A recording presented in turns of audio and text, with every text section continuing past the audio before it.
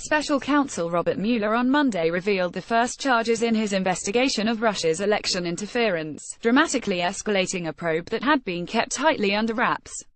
In back-to-back bombshells, Mueller indicted former Trump campaign chairman Paul Manafort on 9 criminal counts, including money laundering and tax fraud, and announced that another Trump aide, George Papadopoulos, had pleaded guilty to lying to federal investigators about his contacts with Russians.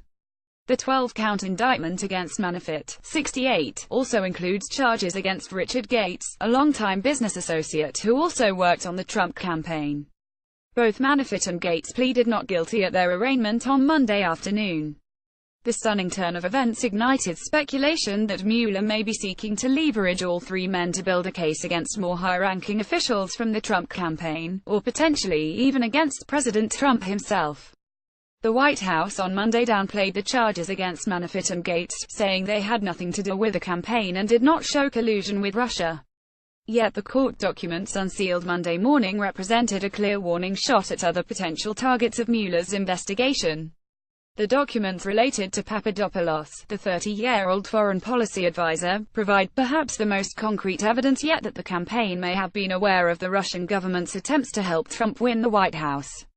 Papadopoulos in January insisted during an interview with the FBI that he was not part of the Trump campaign when he spoke with a professor known to have connections to the Kremlin. The professor told him that the Russians had thousands of emails containing dirt on Democratic presidential nominee Hillary Clinton, Diane Rodham Clinton Blumenthal, Trump data firm reaching out to WikiLeaks. Significant Tillerson eliminates key State Department Sanctions Office report. Intel Dem what's in dossier more important than who paid for it more. According to the FBI, Papadopoulos was lying about when the conversation occurred. It actually happened after he joined the Trump campaign and just a month after the emails of the Democratic National Committee and Clinton campaign chairman John Podesta were hacked. Papadopoulos was arrested in July but did not enter a guilty plea until October 5. He has cooperated with investigators since his arrest, meeting with the government on numerous occasions to prove information. According to court filings, special counsel Mueller appears to have a cooperating witness, George Papadopoulos. That is significant. Time will tell you how significant, tweeted former U.S. District Attorney Preet Bharara, a vocal Trump critic who was fired by the president. The charging documents paint Papadopoulos as eager to leverage his relationships with the professor and a Russian woman to bolster his standing in the Trump campaign.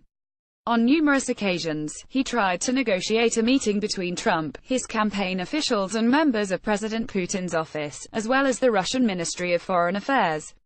Those meetings never occurred, but high-ranking officials in the Trump campaign appeared to encourage his efforts. When Papadopoulos told a campaign supervisor of his attempts to set up a meeting with the professor, the official emailed "Great work," and when Papadopoulos told the campaign of a potential off-the-record meeting with Russian officials in August, his campaign supervisor responded to make the trip, if it is feasible. The indictment also hints heavily that Mueller's team knows far more than it is disclosing to the public. These facts do not constitute all of the facts known to the parties concerning the charged offenses. They are being submitted to demonstrate that sufficient facts exist that the defendant committed the offense to which he is pleading guilty, reads the statement of offense. There is also a curious omission in the sprawling, 31-page indictment of Manafort. It makes no mention of his role as Trump campaign chairman. Yet the allegations overlap, at least in part, with a period where Manafort was marshalling convention delegates for Trump. According to prosecutors, Manafort and Gates were paid tens of millions of dollars to lobby for a pro-Russia political party in Ukraine. They then laundered that money through offshore accounts, prosecutors allege, in order to hide Ukraine payments from United States authorities. Some $75 million moved through the offshore accounts, according to the indictment. Manafort did not disclose his foreign holdings to the IRS, prosecutors allege, nor did he register his lobbying work for Ukraine, as required by law. In sum, the charges against Manafort and Gates are that they knowingly and intentionally conspired to defraud the United States by impeding, impairing, obstructing and defeating the lawful governmental functions of a government agency, namely the Department of Justice and the Department of the Treasury, a common charge in tax cases. Some legal experts said Mueller's decision to move forward with an indictment of Manafort is a signal that he is trying to flip him, or convince him to act as an informant about the inner workings of the Trump campaign.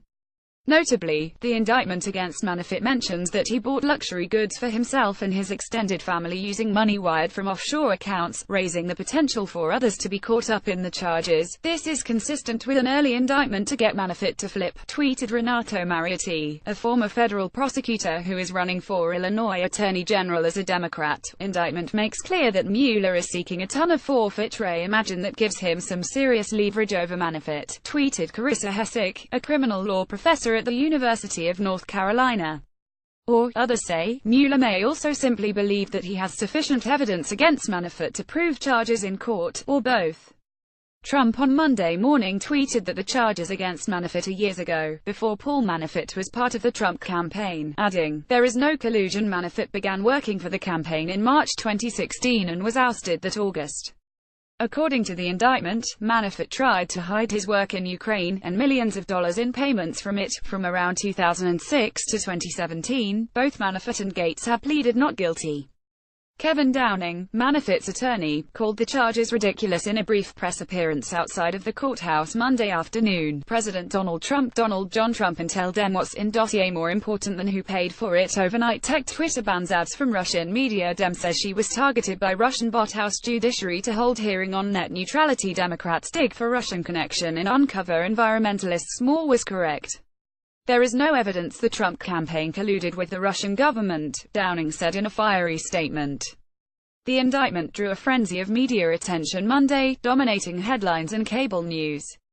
Dozens of camera crews surrounded the D.C. District Court, and reporters packed wall-to wall into the federal courtroom where a judge released Manafort into house arrest on a $10 million bail bond Monday afternoon. In a striking image, Manafort entered the courtroom with hands held clasped behind his back.